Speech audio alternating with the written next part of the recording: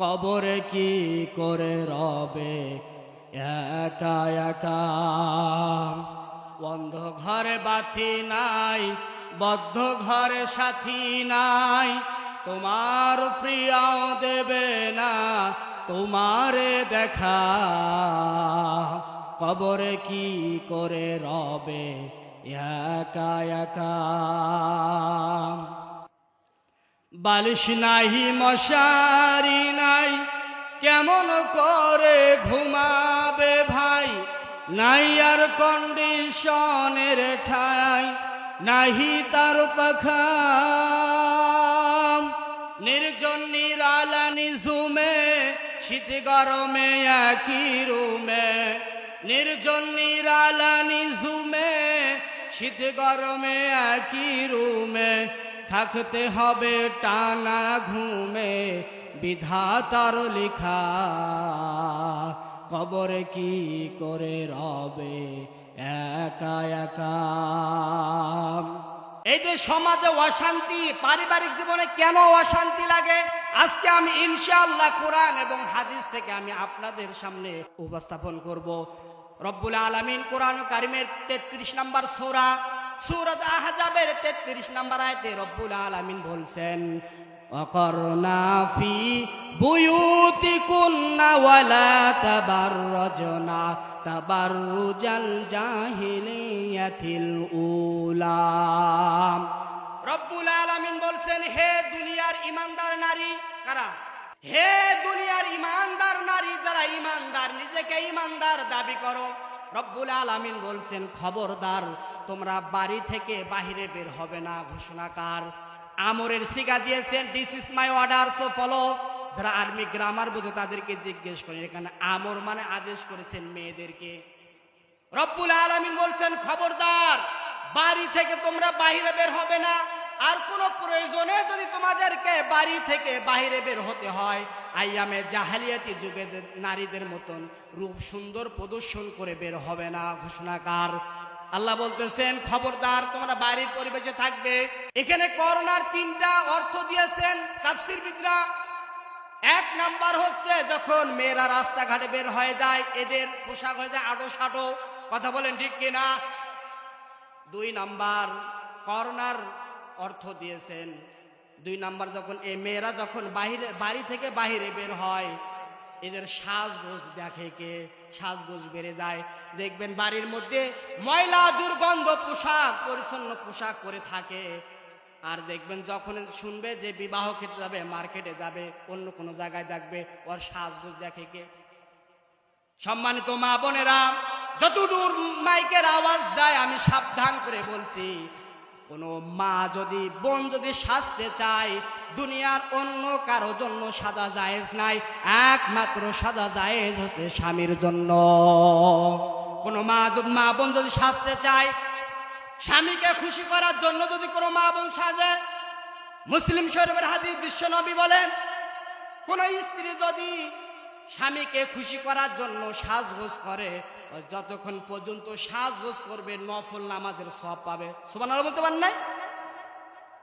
আর আমাদের মা বোন কি স্বামীর জন্য সাজে? সাজে দুলা ভাইয়ের জন্য, সাজে দেওরার জন্য। ডেটিং করতে যাবে, মার্কেটে যাবে, ও সাজগোজ দেখলে আপনি অবাক লাগে যাবেন। এই জন্য সম্মানিত মা বোনেরা, আপনি যদি ইমানদারি নিজেকে দাবি করেন, খবরদার আল্লাহ বলতেছেন, সাবধান তোমরা কখনো বাড়ি থেকে বের হবে না। আর কোনো প্রয়োজনে যদি তোমাদেরকে বাড়ি থেকে বের হতে হয়, তোমার শরীরটাকে আবৃত করে বের হও। তার মানে পর্দা। তার মানে কি? তার মানে পর্দা। এই পর্দা মানে আমাদের সমাজে আজ নেই। অনেক মা বোন বোরকা পরে ফ্যাশনের জন্য। কথা বলেন ঠিক কিনা? বোরকার মধ্যে চুমকি লাগায়, বোরকার মধ্যে কি যেন লাগায়, দূর থেকে সূর্যের আলোয় চকচক করে। বোরকা তো পরতে হবে এরকম। বোরকা যখন কোনো মা বোন পরবে, যাতে বোঝা যায় না 16 বছরের যুবতী আছে না 80 বছরের বুড়ি আছে। বোরকা পরে এমন ভাবে সবটুকু বোঝা যায়। এটা বোরকা না, এটা যে ফ্যাশন। এটার জন্য জাহান্নামে যাওয়া লাগবে। আমাদের সমাজে আছে না নেই? এ তো ঘর কলির কারবার, বলবো এ তো ঘর কলির কারবার, মেয়েদের জামাতে গলার, ছেলেদের গলে দেখি হার, দেখো ভাইয়া কি চাইয়া দেখায় কি সুন্দর, এত ঘর কলি কারবার। মেয়ে এখন হইল পুরুষ, হাতে লয় না চুরি, মেয়ে এখন হইল পুরুষ, হাতে লয় না চুরি, গায়ে তাদের নাই ব্লাউজ, পড়তে চাই না শাড়ি। কথা বলেন ঠিক কিনা? দেখো বুরকা পরিয়া, সাইনবোর্ড যায় উল্টিয়া, ফেস কাটিং দেখাইয়া গেলে বুরকার কি দরকার, এ তো ঘর কলি কারবার। 16 গিরা কাপড় লাগে ব্লাউজ ভাই, 10 গিরা বানাইলে দাদা কেমন দেখা যায়, ঠিক কিনা? আওয়াজ দিতে হবে ভাই, আওয়াজ দিতে হবে, মা বোনরা পাশে আসে। 16 গিরা কাপড় লাগে ব্লাউজ ভাই, 10 গিরা বানাইলে দাদা কেমন দেখা যায়, যেন পুয়াল মাছের পেটি, ঠিক না? যেন পুয়াল মাছের পেটি, যেন করে ঝিকিমিকি, বুড়ারা সব দেখলে পরে করে রে হাই হাই। এ তো ঘর কলির কারবার, মেয়েদের গলাতে যা কালার, ছেলেদের গলে দেখি হার, দেখো ভাইয়া কি চাইয়া দেখায় কি সুন্দর, এ তো ঘর কলি কারবার। আল্লাহর নবী মুহাম্মদ সাল্লাল্লাহু আলাইহি সাল্লাম, মুসলিম শরীফের হাদিস থেকে বলছি, নবীজি বলেন এমন এক জামানা আসবে, এমন এক সময় আসবে, যে সময় ইহুদির নারীদেরকে নিয়ে মানুষরা, ইহুদিরা মুসলমানদের ভিতরে মেয়েদের এই গুণগুলো তারা ঢুকায় দিবে। আমি কয়েকদিন আগে সাবজেক্টটি পড়ছিলাম, ইহুদি নারীদের মিশন অথবা ইহুদি নারীদের চক্রান্ত। আল্লাহর নবী বলেন ইহুদি নারী চিনার উপায় হচ্ছে 7টা। জোরে বলেন কয়টা? ইহুদি নারীর 7টা বৈশিষ্ট্য। এই 7টা বৈশিষ্ট্য যদি কোন মুসলমানদের মেয়েদের মধ্যে থাকে, রব্বুল আলামিন কাল কঠিন কিয়ামতের ময়দানে ইহুদি নারীদের সঙ্গে তাদের হিসাব নিবে। জোরে বলে নাউজুবিল্লাহ। সম্মানিত মা বোনেরা, দিলের কান দিয়ে শুনবেন, আমলের নিয়াতে শুনবেন। আমি আপনাদের ছেলে, আমি আপনাদের ভাই, বিশেষ হচ্ছে আমি আপনাদের এলাকার জামাই। সুবহানাল্লাহ বলবেন না? আমার শ্বশুর হচ্ছে এই এলাকার জনাব মোহাম্মদ মুজিবুর রহমান, আল্লাহ তাআলা যেন তাকে নেক হায়াত দান। সকলে বলেন আমিন। ইহুদি নারী চিনার বৈশিষ্ট্য হচ্ছে 7টা। 1 নাম্বার আল্লাহ রাসূল সাল্লাল্লাহু আলাইহি সাল্লাম দিয়েছেন আন্নানা। আন্নানা শব্দের শাব্দিক অর্থ হচ্ছে বেশি বেশি চাওয়া। জিনিসপাতি আছে, সব আছে, শাড়ি আছে, গহনা আছে, সব কিছু আছে, তবুও স্বামীকে বলে যে এটা কিনে দাও, ওইটা কিনে দাও। এরকম আছে না নেই? এ কথা বলেন না কেন? সব কিছু আছে, শাড়ি আছে, শোকেজের মধ্যে শাড়ি ভর্তি, গহনা আছে, সব কিছু আছে, তবু বলে যে আরো কিনে দাও, আরো কিনে দাও। এরকম এই গুণ আছে ইহুদি নারীদের গুণ। আর এই গুণ যদি কোনো মুসলমানের মেয়ের মধ্যে থাকে, ওর হিসাব হবে ইহুদি নারীদের সঙ্গে।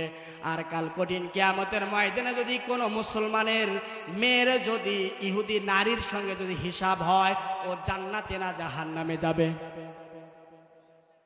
জাহান্নামে থেকে যাওয়াই লাগবে। যদি ইহুদি নারীরা জাহান্নামে যায়, তাকেও জাহান্নামে যাওয়া লাগবে।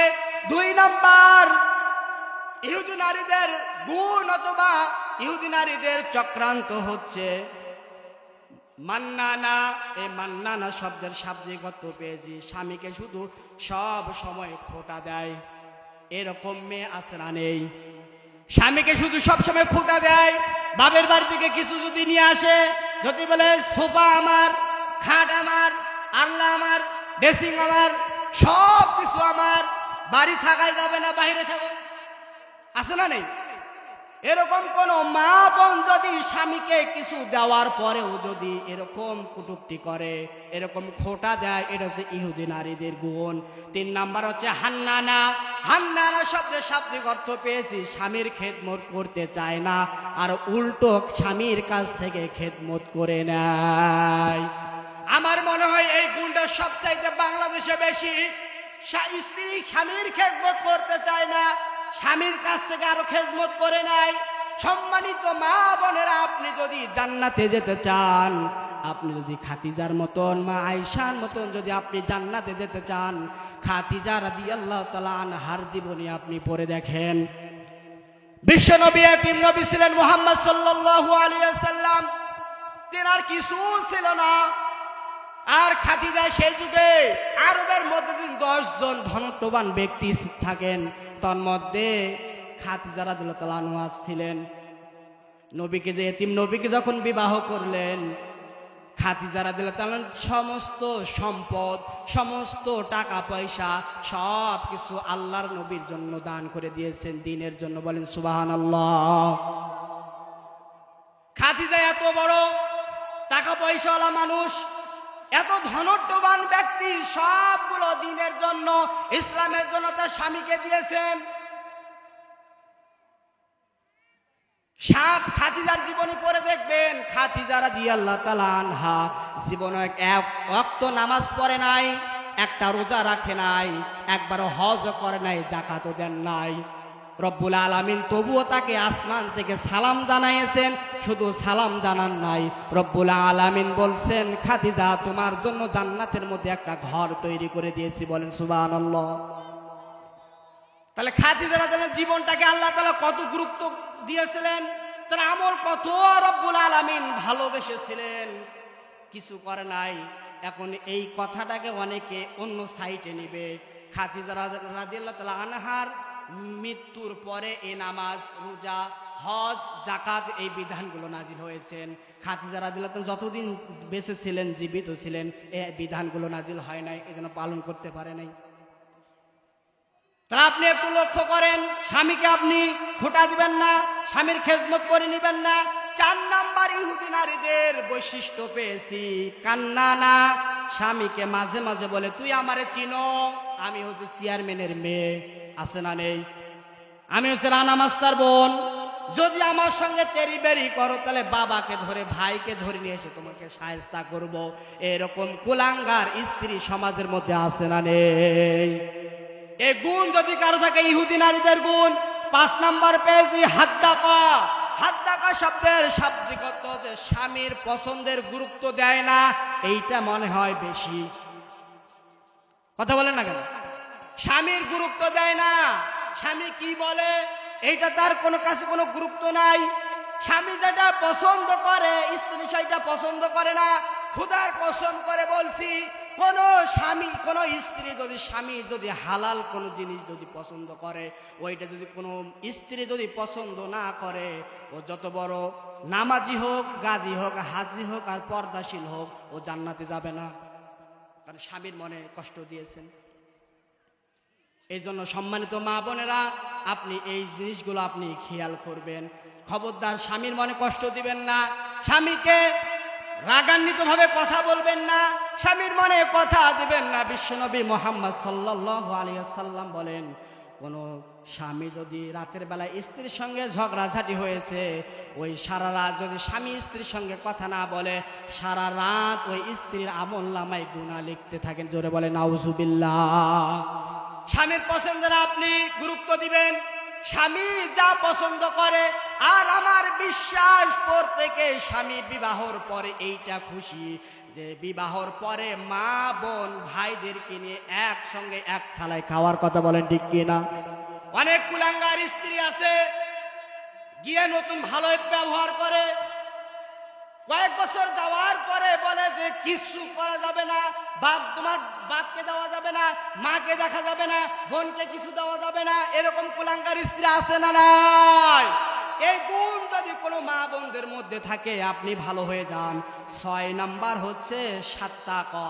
সাত্তাকা শব্দের শাব্দিক অর্থ হচ্ছে স্বামীকে হারাম ইনকামের জন্য উদ্বুদ্ধ করে। কথা বলেন ঠিক কিনা? সম্মানিত মা বোনেরা, আপনার স্বামী যতটুকু ইনকাম করে, যতটুকু রোজগার করে, যতটুকু কামাই করে, এই কামাই যদি আপনি যদি খুশি না থাকেন, তাহলে আপনার গুণটা ইহুদি নারীদের গুণ আপনার মধ্যে পড়ে গেছে। আপনার স্বামী যতটুকু পারে আপনি ততটুকু নিয়ে আপনি খুশি থাকবেন। 7 নাম্বার অর্থ পেয়েছি ইহুদি নারীদের বৈশিষ্ট্য। 7 নাম্বার হচ্ছে বাররাকা। বাররাকা শব্দের শাব্দিক অর্থ হচ্ছে মাঝে মাঝে স্বামীকে ধরে মারে। আছে না নেই? মাঝে মাঝে স্বামীকে ধরে মারে।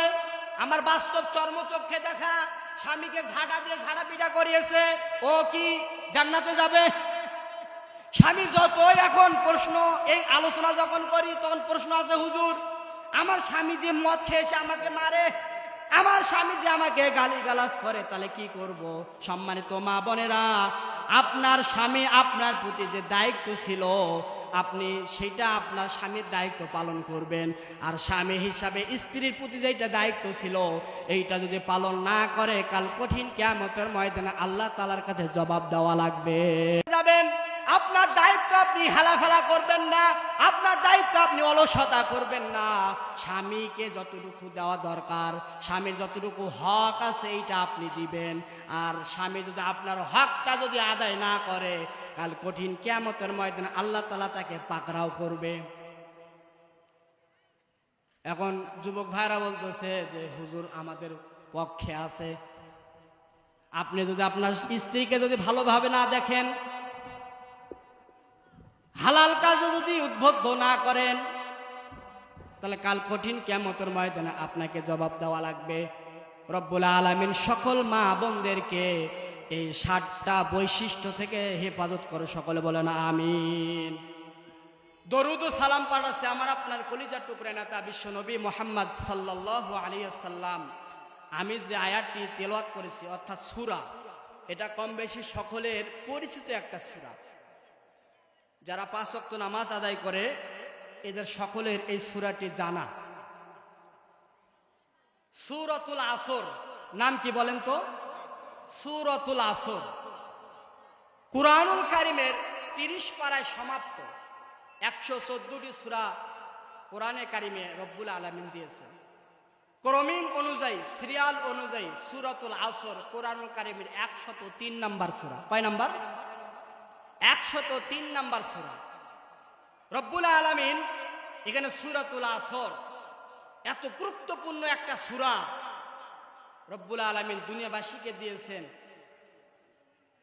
ইমাম শাফি রহমাতুল্লাহি আলাই তিনি তার কিতাবে লিখেছেন, ইমাম শাফি রহমাতুল্লাহ আলাই তিনি তার কিতাবে লিখেছেন, দুনিয়ার কোন মানুষ, যত মানুষ দুনিয়ার মধ্যে আছে, সমস্ত মানুষেরা যদি আখিরাতকে চেনার জন্য, মানুষ হওয়ার জন্য, হেদায়েত পাওয়ার জন্য রব্বুল আলামিন যদি গোটা কোরআন যদি নাজিল না করত, শুধু সূরা আসর যদি আল্লাহ তাআলা মানব জাতির জন্য পাঠায় দিতেন, এই সূরা আসর মানব জাতির জন্য হেদায়েতের জন্য যথেষ্ট হয়েছে। বলেন সুবহানাল্লাহ। তাহলে আসর এত গুরুত্বপূর্ণ একটা সূরা যে রব্বুল আলামিন যদি পৃথিবীতে যদি কোরআন নাজিল না করতেন, শুধু সূরা আসর যদি নাজিল করতেন, তাহলে পৃথিবীর সমস্ত মানুষের জন্য হেদায়েত পাওয়ার জন্য এই সূরা আসরে যথেষ্ট।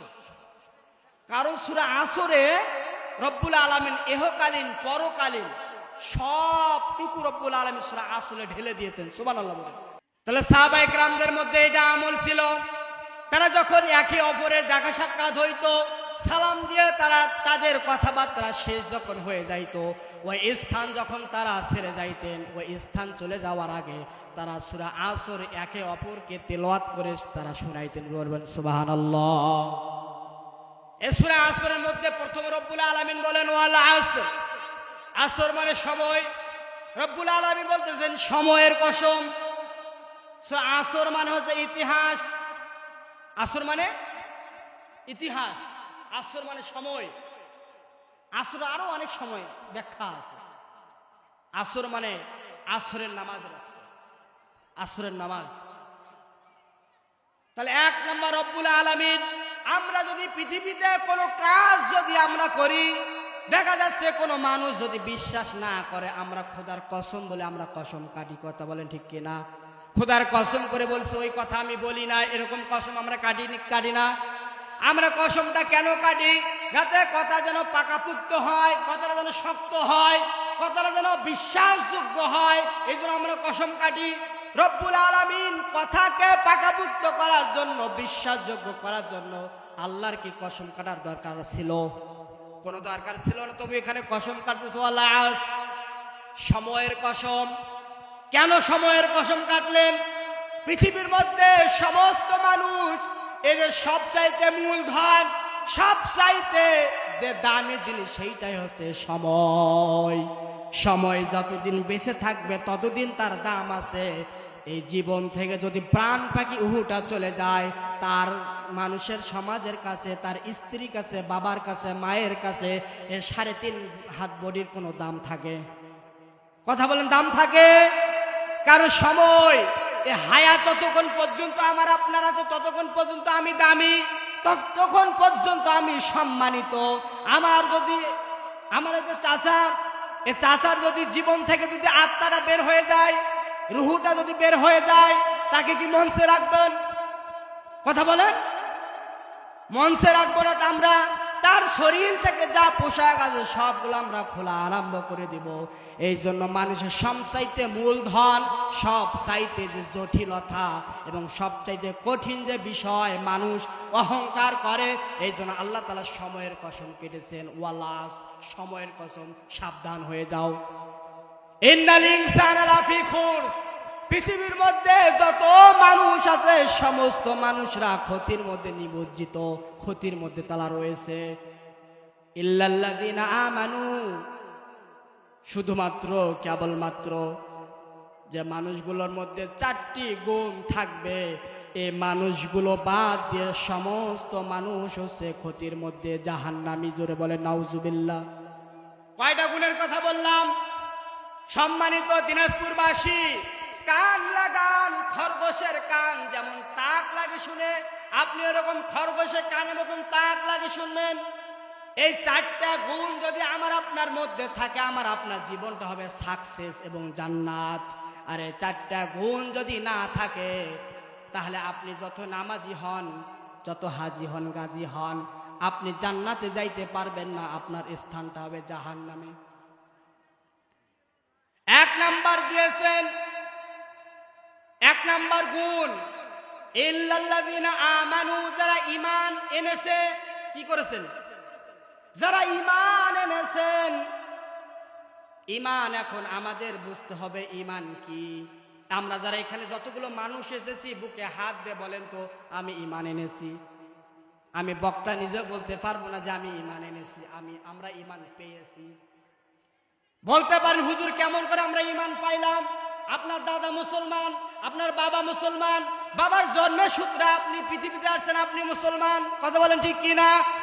কিন্তু ঈমান এনেছিলেন হযরতে বেলাল রাদিয়াল্লাহু তাআলা আনহু, ঈমান এনেছিলেন হযরতে খাব্বাব রাদিয়াল্লাহু তাআলা আনহু, ঈমান এনেছিলেন হযরতে সুমাইয়া রাদিয়াল্লাহু তাআলা আনহা। কথা বলেন ঠিক কিনা? ঈমান আনার কারণে যারা ঈমান আনবে, রব্বুল আলামিন বলেন কোরআনুল কারীমের 18 নম্বর সূরা কাহফের 107-8 নম্বর আয়াতে বলেন, ইন্নাল্লাযীনা আমানু ওয়া আমিলুস সালিহাতি কানাত লাহুম জান্নাতুল ফিরদাউসি নুজুলা। রব্বুল আলামিন বলছেন ইন্নাল্লাযীনা, নিশ্চয়, আমানু, যারা ঈমান এনেছেন, ওয়া আমিলুস সালিহাত, ঈমান আনার পরে যারা আমলে সালেহ কাজ করেছেন, তার মধ্যে নেকির কাজ করেছেন, ভালো কাজ করেছেন।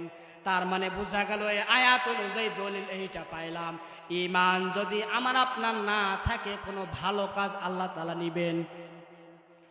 কোন মানুষের যদি ঈমান না থাকে, ও যত বড় দানশীল হোক, যত বড় হাজি হোক, অথবা যত বড় মানবতার মুক্তির দিশারি হোক, আর রব্বুল আলামিন বলছেন তার একটা আমলও গ্রহণ করা হবে না। কারণ আমল গ্রহণ করার মূল মাপকাঠি যেইটা ঈমান, এইটা তার মধ্যে নাই। ঈমান আনার পরে আমলে সলে যারা করে, ভালো ভালো কাজ যারা করে, ভালো ভালো কাজের মধ্যে যারা আঞ্জাম দেয়, সহযোগিতা করে, রব্বুল আলামিন বলছেন পৃথিবীর মধ্যে কোন বান্দা বান্দির মধ্যে এই দুইটা গুণ পাওয়া যায়, ওই বান্দা বান্দি মরতে দেরি হবে, জান্নাতুল ফেরদাউস পাইতে দেরি হবে না। বলেন সুবহানাল্লাহ। ঈমানকে ভাগ করেছেন, ঈমানকে ভাগ করেছেন তিনটি স্তর দিয়ে, মূলত মূল তিনটা স্তর দিয়ে ঈমানকে ভাগ করেছেন। এক নাম্বার হচ্ছে ইকরার বিল লিসান, মুখে স্বীকৃতি দেওয়া। আপনি যে ঈমান আনছেন, আমি স্বীকৃতি দিলাম লা ইলাহা ইল্লাল্লাহু মুহাম্মাদুর রাসূলুল্লাহ, আমি স্বীকৃতি দিলাম। দুই নাম্বার হচ্ছে ইকরার বিল লিসান, এক নম্বর আছে তাসদিক বিল জিনান, এক নম্বর হবে তাসদিক বিল জিনান। এ মানুষগুলো অন্তরে বিশ্বাস করবে, অন্তরের মধ্যে তারা দৃঢ়ভাবে তারা বিশ্বাস করবে। দুই নাম্বার হচ্ছে ইকরার বিল লিসান, মুখে স্বীকৃতি দেবে। তিন নাম্বার হচ্ছে আমল বিল আরকান, তারা আজ সেই কাজগুলো আমলে পরিণত করবে। আমি শুধু স্বীকারোক্তি দিলাম বা বিশ্বাস করলাম, স্বীকারোক্তি মুখে দিলাম, কিন্তু আমল যদি আমার আপনার মধ্যে না থাকে, এই দুইটি কোনো কাজ হবে না। এই জন্য আমল দ্বারাই আমাদেরকে এই কাজগুলো আমাদেরকে করা লাগবে। ঈমানের মূল তিনটি বিষয় বললাম। এক নাম্বার হচ্ছে মনে দৃঢ়ভাবে বিশ্বাস করা লাগবে, দুই নাম্বার হচ্ছে মুখে স্বীকৃতি দেওয়া লাগবে, তিন নাম্বার হচ্ছে আপনাকে আমলে আপনাকে বাস্তবায়ন করা লাগবে। আমরা অনেক বক্তা আছি, বক্তব্য দেয় কিন্তু নামাজ পড়ে না, এরকম বক্তা আছে না নাই? অনেক মানুষ আছে, মানুষদেরকে ওসিয়ত করি, ওয়াজ নসিহত করি, কিন্তু ওই ওয়াজ নসিহতের মধ্যে নাই। আপনাকে একজন বেনামাজি ভাই যদি বলে, ভাই আপনি নামাজ আছেন না কেন, নামাজ পড়েন, আপনি উল্টা ঘুরে বলবেন, মিয়া তুমি তো নামাজ পড়ো না, আমাকে নামাজের দাওয়াত দাও। তার মানে আপনি যদি মানুষকে অন্যকে নামাজের দাওয়াত দিতে যান, সর্বপ্রথম আপনাকে আগে নামাজি হওয়া লাগবে। কথা বলেন ঠিক কি না? তাহলে এক নম্বর এখানে সফলতার মাপকাঠি চারটা বললাম, যে মানুষগুলোর মধ্যে চারটা গুণ থাকবে, মানুষগুলো সফল, এ মানুষগুলো সাকসেস, এ মানুষগুলো জীবনের মধ্যে সফলতা অর্জন করে নিয়েছেন। এক নাম্বার যারা ঈমান এনেছেন, ঈমান যারা এনেছিলেন, আপনি তাকান হযরতে সুমাইয়া রাদিয়াল্লাহু তাআলা আনহার জীবনের মধ্যে ঈমান আনার কারণে সেই যুগের কাফেররা, মুশরিকরা, কাফের মুশরিকের কানে পৌঁছে গেল খবর যে সুমাইয়া মুহাম্মাদের ইসলাম গ্রহণ করেছে। সুমাইয়া তো মুসলমান হয়ে গেল, সুমাইয়া তো দ্বীনের দাওয়াত দেওয়া আরম্ভ করেছে। সঙ্গে সঙ্গে আবু জেহেল তার চালাচা মুন্ডাকে নিলেন, নেওয়ার পরে ঢোল বাজালেন। ঢোল বাজার পরে বললেন, তোমরা অ্যানাউন্স করো, মাইকিং করো, তোমরা বলে দাও অমুক সময় সুমাইয়াকে লাঞ্ছিত করা হবে, তারা যেন সবাই মানুষ আসে। আবু জেহেল তার ছেলেদেরকে নিয়ে সুমাইয়া রাদিয়াল্লাহু তাআলা আনহার বাড়ির নিকটে যখন গেলেন, আবু জেহেল বললেন চেলাকে, তোমরা সুমাইয়াকে ধরে নিয়ে আসো। তার চেলারা যখন সুমাইয়াকে ধরে নিয়ে আসলেন, আবু জেহেল বললেন, সুমাইয়া আমি একটা খবর শুনলাম, তুমি নাকি তোমার বাপ দাদা ধর্ম ত্যাগ করে তুমি নাকি মুহাম্মাদের নতুন ধর্মকে গ্রহণ করছো, এটা কি সত্য?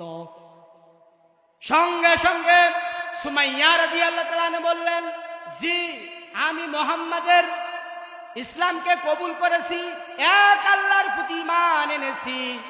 সঙ্গে সঙ্গে যখন আবু জেহেলের কানে কথাটা পৌঁছে গেল, আবু জেহেলের গা গরম হয়ে গেল। তখন বললে, সুমাইয়া তোমাকে আমি কয়েকটা অফার দিচ্ছি, কান লাগাও। তুমি যদি মুহাম্মাদের ধর্ম ত্যাগ করে আসতে পারো, মক্কার মধ্যে সব চাইতে ধনবান ব্যক্তি যে, তার সঙ্গে তোমাকে আমি বিবাহ দিব, তোমাকে অঢাল টাকা পয়সার সম্পদ বানাবো। সুমাইয়া রাদিয়াল্লাহু তাআলা আনহা বললেন, আবু জেহেল তুমি দুই নাম্বারটা আরেকটু বলো তো, কি দুই নাম্বারটা বললে? আবু জেহেল বলতেছে, সুমাইয়া তুমি যদি মুসলমানদের ধর্ম ত্যাগ করো, মুহাম্মাদের ধর্ম ত্যাগ করো, মুহাম্মদ যে রবের দাওয়াত দেয়, এই মোহাম্মদের রবকে যদি তুমি বাদ দিয়ে আমাদের ধর্মে চলে আসো, তাহলে তোমাকে ধনটবান ব্যক্তির মধ্যে আমি তোমাকে দিয়ে দেবো, যা কিছু আছে এরিয়ার মধ্যে সবগুলো আমি তোমাকে দিয়ে দিব। আজ কেউ যারা কোরআন প্রচার করতেছে সঠিকভাবে, যারা কোরআনের হক্কানি আলেম, যারা তারা দ্বীনের প্রচার করতেছে, যারা মানুষদেরকে হেদায়েতের বাণী শুনাইতেছে, হেদায়েতের যারা কথা বলতেছে, আজ অনেকে আবু জেহেলের চেলারা অনেক আলেমদেরকে টাকার বিনিময়ে কিনে নিচ্ছে। কথা বলেন ঠিক কিনা? সমাজে মানুষদেরকে কোরআনের সঠিক কথা বলতে দিচ্ছে না, মানুষদেরকে হিদায়াতের কথা বলতে দিচ্ছে না। অনেকে বলে হুজুর শুধু মাটির ভিতরের কথা বলবেন, জমিনের উপরে কথা বলার দরকার নাই।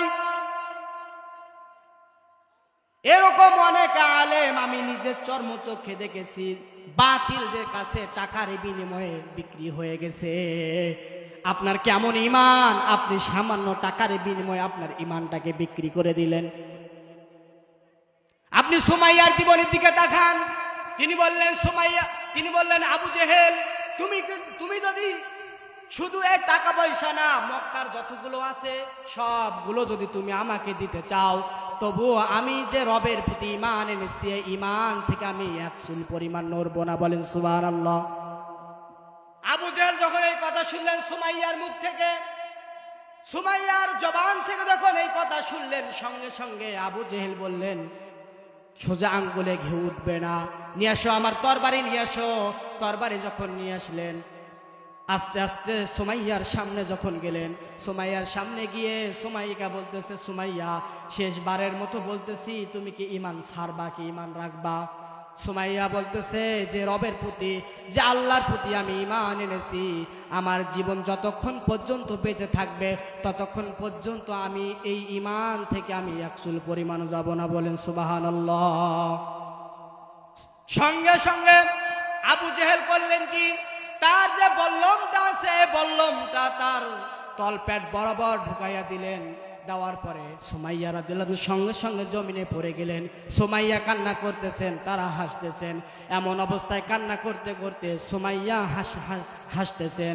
আবু জেহেল এবং তার চেলারা বলতেছে, নেতা এই মাত্র তো সুমাইয়া কান্না করতেছে আবার হাসতেছে। সঙ্গে সঙ্গে আবু জেহেল বললেন, তুমি যে এই মাত্র কান্না করলে হাসতেছো কেন? তখন বললে যে রবের প্রতি আমি ঈমান এনেছি, যে আল্লাহর প্রতি আমি ঈমান এনেছি, আমি যে রবের জন্য, যে দিনের জন্য আমার জীবনটা দিতে রাজি হয়েছি, সে রব জিব্রাইলের মাধ্যমে জান্নাতুল ফিরদাউসটা আমার সামনে তুলে ধরেছেন। এই জান্নাতুল ফিরদাউসটা দেখে আমি হি হি করে হাসতে। বলেন সুবহানাল্লাহ। আমরাও যদি ঈমানের হালতে থেকে আমরাও যদি সৎ কাজ করতে পারি, ভালো কাজ যদি আঞ্জাম দিতে পারি, এরকম দৃঢ়ভাবে ঈমান নিয়ে যদি আমরা কবরে যাইতে পারি, আমরা কবরে যাইতে দেরি হবে, রব্বুল আলামিন ফেরেশতার মাধ্যমে আমাদেরকে সুখময় জান্নাত দিতে দেরি করবে না। বলেন সুবহানাল্লাহ।